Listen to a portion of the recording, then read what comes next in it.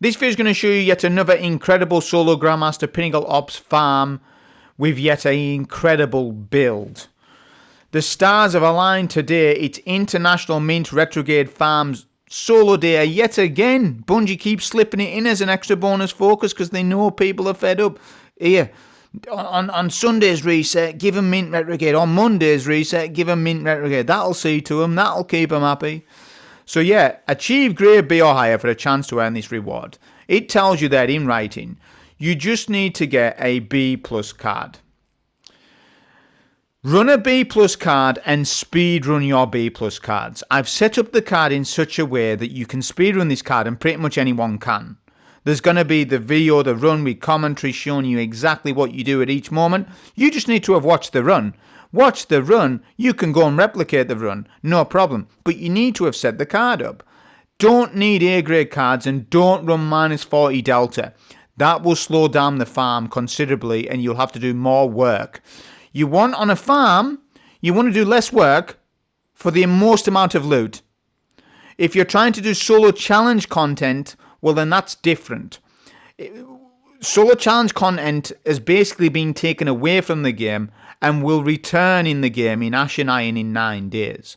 When conquests become repeatable, that is where we will go and sweat for the GM players. This is not for the sweat. This is more for the farm for Retrograde.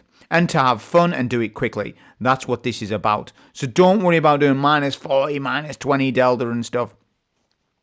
Just have the card at your power. But I cannot account, disclaimer, I cannot account for everybody's single power level in the world. Some people are 310, some people are 390, some people are 410, some people are 25 power, some people are... I can't account for all of you. I would need multiple Bungie accounts with different power levels to accommodate everybody. It's just impossible to do it with the way the system works. So the card, I'm going threaded and front shielded Banes because it gives a lot of challenge multiplier and these Banes can be destroyed very easily. So I just put it on. It's less work, it's less mods because I don't need to put as many red mods on. I put a difficult arc threat on because I can counter this mod very easy on my chest plate resistance mods. None of these mods were used on second column, and then finally I'm allowed to use 2 green buffs because look, I've just edged past B+. See, so if I don't run them, see, that's what happens, yeah? But then, if I run my mods, Void Surge, Grenadier, I'm still above B+, and as long as I speedrun the card, I'll get a very high B+ score, if not A grade sometimes. Grenadier goes on, this is part of the farm. You will do incredible amounts of damage. Have fun with this today, it's incredible, and Void Surge backs up even more damage with it. And I am allowed to run it because I'm within that B+ rating like I told you, and I will still get Retrogrades.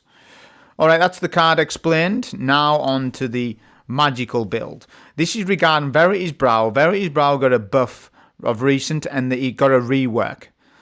Not only that, a lot of Void nades got buffed, and the way the grenade stat, or a lot of the stats work in the game, it has now made it in such a way that your grenades can do as much damage as a Nova Bomb. Sometimes, in some cases, more damage than a Nova Bomb. Depending on your stats. Depends on your stats. So Verity's Brow, let's read it. Weapon fire blows with a damage type matching your grenade grants death throws, which provides a grenade damage bonus and grant you grenade energy. When you have death throws and throw a grenade, nearby allies gain greatly increased grenade regeneration for a short time. The stat recommendations on the solo basis for Verity Brow Voidwalker build is primarily grenade stat, secondary super stat, and thirdly weapon stat. Have your weapon stat around about 100 weapon stat. Don't go much lower than this. Because what will happen is you will start to feel the damage drop off. You will start to feel like, man, my weapons aren't doing as much damage. Why is that? Probably because you're rocking a tier 7 weapon stat or tier 6. This is primarily an ability-based build, yes, but you do need some weapon damage to back it up. Because yes, it's incredible burst damage. Yes, we acknowledge it. We acknowledge a grenade does as much as a Nova. We acknowledge that. But what you're going to do after your Nova Bomb? What you're going to do after your nade? Well, then you rely on weapons. So you do need some weapon stat to this build, but probably not that much, but at least 100 minimum. When you're always playing solo, My golden rule is if you're playing solo, no matter what the build is, if it's ability based or not, 100 weapon stat minimum. That is the minimum stat I recommend for any build in this game if you're playing solo. Basically, that's what it is. And then class ability, probably tier 6, tier 7 is enough. You don't need a lot of rift energy on this one. It's not really centered around the rift. Not the way I've built it, at least. You want as much grenade stat as you can pump into this. And you can, remember, use grenade fonts to increase that. Let's go over that first. Helmet. Double ashes to assets and a harmonic siphon. Gauntlets. 2 grenade fonts and a harmonic loader. Chestplate. Double arc resist concussive dampener. Boots. Elemental charge, because we can get it from the artifact. We can get a pickup, which is a void breach in this case, and we can get them with the build. So elemental charge is pretty good on this. That will give you more grenade fonts. And we can add a void weapon sage if we want. It's not mandatory, but I've got one on. And a void scavenger. I've got a bomber on. A prox ward is always nice.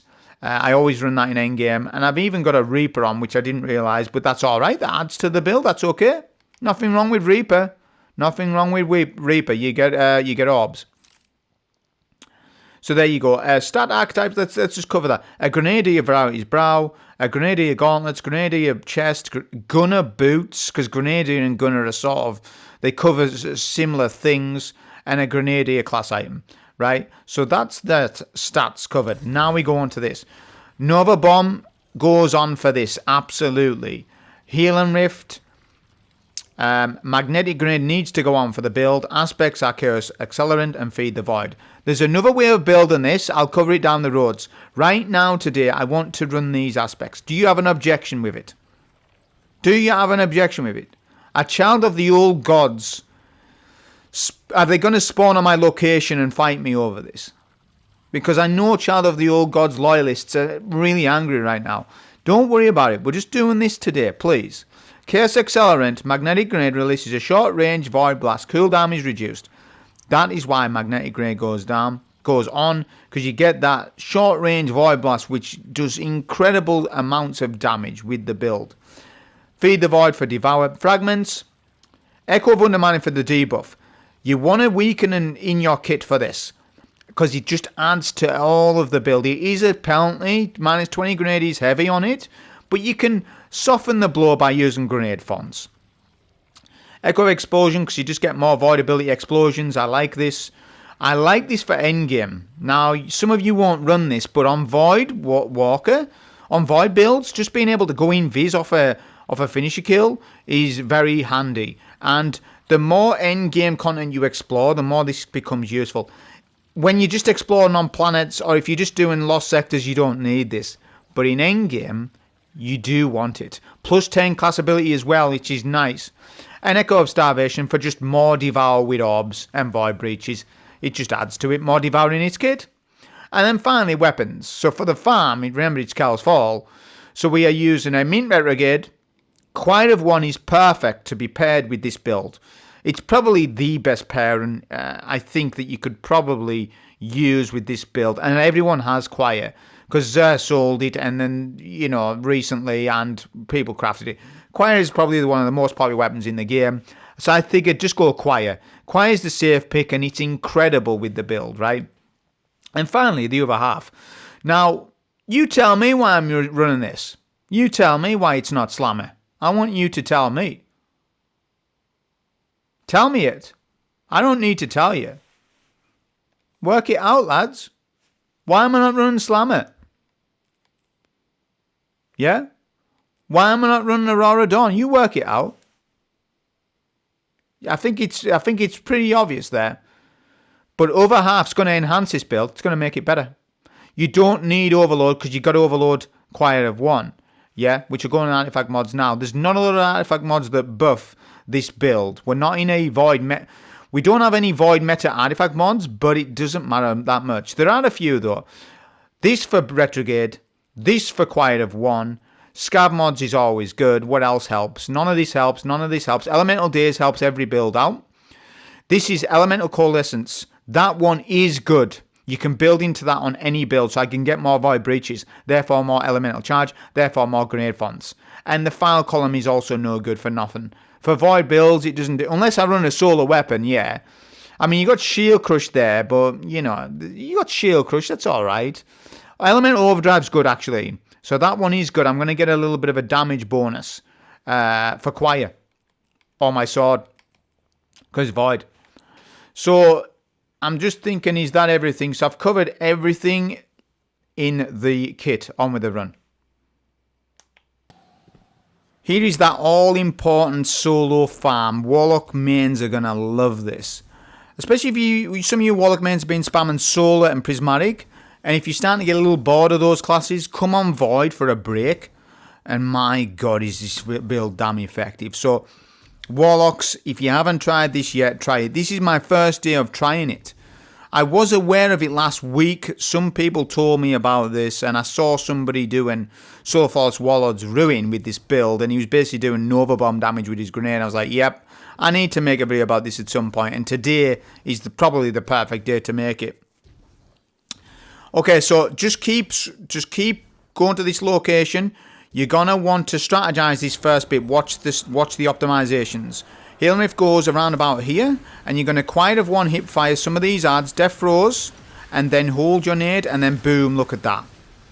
The only weakness, well, not the only weakness, but one of the weaknesses to this build is you take self-inflicted damage from your grenade. Did you see that my own grenade nearly killed me?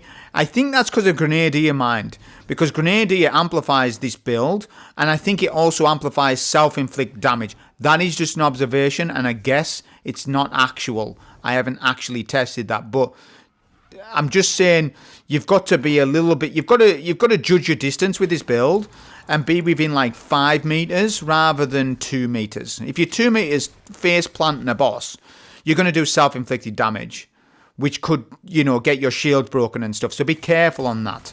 Stand 5 meters away, not 2 meters. And don't stand 7, because 7 meters is too long. Then your grenade will do less damage the further you stand back.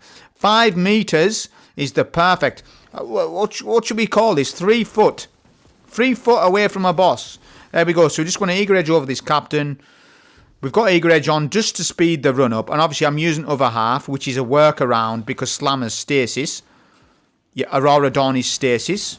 So I'm like, right, I need an Eager Edge sword, but I also need to be Void to play into this build. Another half works perfectly for this. Because it's going to give me death throws. You know, 5 kills is max death throws, etc. So just keep following the path on screen. If you have not seen McKell's Fall farms in the past, well then, follow the route on screen. It is easy for you to get lost. For players who have never played Kel's Fall in the past, it is easy for them to get lost. It is. But obviously for experienced vets, we know off by heart, by a book, where to go. If unsure, follow the route on screen. The video's showing you it, where to go. Pop a banner in, and then what you're going to do here is go right to the mirror world. Merely 3 times, that opens up the damn mirror, because it's sort of time gated. Then you're just going to make your way to this overload. Overload him with Choir. Charge your grenade. There you go. And then just melee the pits. Sorry, not melee. Sword these strand enemies. Yeah. And the pit bosses. The pit bosses will spawn in those enemies, the dread enemies. Get your 10 Revenant Empowerment. Then open up the mirror world. Go through. And then we're going to get rid of the left ogre first. This is just how I like to do it.